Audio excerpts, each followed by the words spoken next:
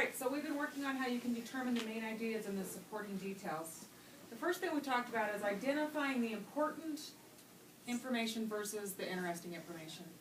And we said that you could really do that by doing boxes and bullets, get your main idea, and anything that you put into a bullet it needed to go back to or support this main idea. Another way that you could do it is you could chunk the text into small parts. After you read that small part, you think, well, what did I get from that? And then you put it in bullets to help you remember what you've read. Well, today we're going to talk about how we can organize new ideas. Okay? So, as you're taking notes, did I share with you my list on tarantulas yesterday? Mm-hmm. Yep. Okay. So yesterday I showed you that I did this whole list on tarantulas. Okay. It's bullets. It's not even complete sentences.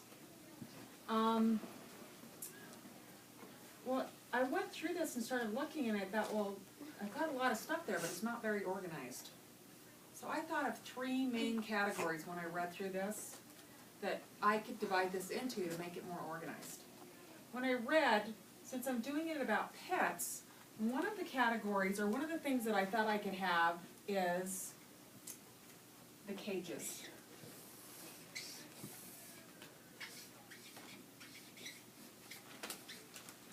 And then I noticed that I had a lot about their food. And then the last thing that I noticed in my notes right now is I had a lot about molting because it's really important to their health. And you have to know about that if you're going to keep a tarantula as a pet. Now, I'm going to read through these and I'm going to decide which category it would go in and move them into categories so that they're organized. So they eat crickets and other insects. Food. Crickets. Insects.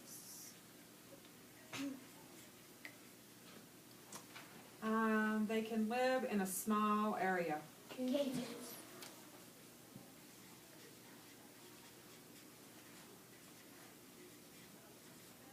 And I know that they don't have to be in a small cage, but they can. That's one of the things that makes keeping a tarantula as a pet pretty nice. You don't have to have a great big enclosure. Okay? Only one spider in a cage. Cages.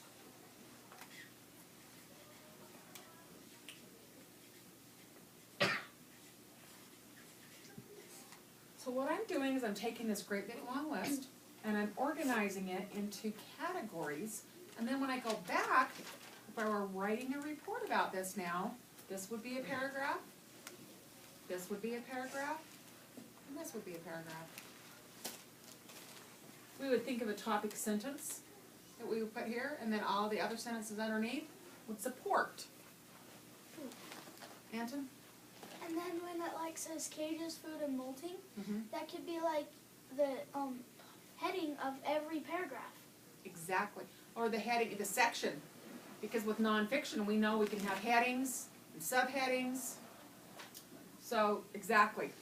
That would probably become my subheadings, wouldn't it? When I divide it into sections. So today, what you're going to do is you're going to organize your information that you already have. So what I taught the other classes is once I write it, I put a check mark by it, once I have it organized. And after you get all your information organized into 3 categories, or maybe 4, then start looking for more information. And now, instead of putting them on this great big long list, put them in the categories where they belong, and then they're already sorted for you. So the easiest way to do that is for each category, do a page in your notebook. Okay? So what they eat is right at the very top, and that would be food. And then I would just put my bullets on this page, and then I'd have another page for each one of my categories. Okay? Now, some people said, well, what if I have 4 categories? That's fine. You just have to make sure you have enough support underneath each one that you could write a paragraph when you're finished. And one thing that some people noticed is, well, I have this and it's really, really cool information, but it doesn't fit into any of these. I'd probably make a category called Fun Facts, or other interesting stuff. Something like that. So if you come across something and you think, well, it doesn't really belong in cages and doesn't really go to food and molting, let me give you an example that I would have for my tarantula is that their bite really is only as bad as about a bee sting for most people.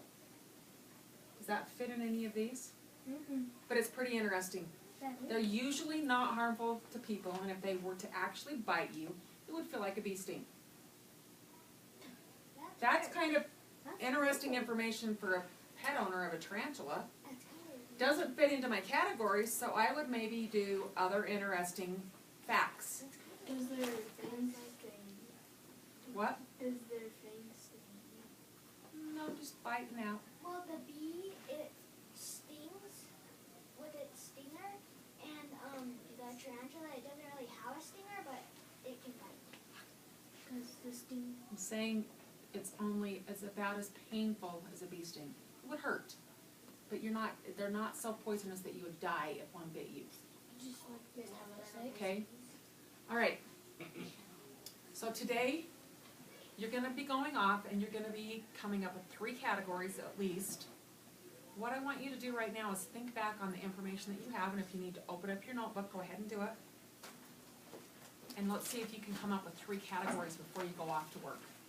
So look at your notebook and see if you can come up with 3 categories in your notes. That would be in strategy. It's in thinking about reading, where you should be taking notes. You should have the topic. Oh wait, we have not taken notes. I'm so sorry. I was Okay. I was Katie, thinking. will you turn that off, please? I was thinking